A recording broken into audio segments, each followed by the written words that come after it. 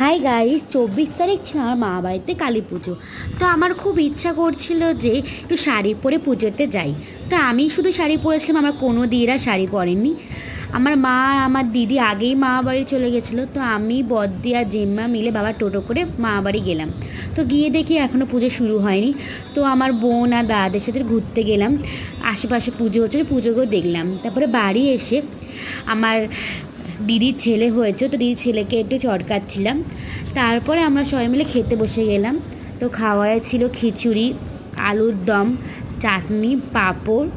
তারপরে খেয়ে দিয়ে ছবি তুলছিলাম। তো ছবি তোলা হয়ে গেলে, কেন যেহেতু কালী পুজো রাতেই হয়, তো প্রায় আমাদের শেষ হতে হয়ে 4টে বেজে গেছে। আর বিসর্জন দিদিতে 5টা, আমি অত অবধি জেগে থাকিনি। তো প্রায় 2টো অবধি জেগেছিলাম। তো পুজো দেখছিলাম। তো মানে এখানে পুজো হচ্ছে আর মাঝে তো উপোস করেনি। তো সবাই মিলে গল্প আড্ডা হচ্ছিলো। তো আজ এই পর্যন্ত।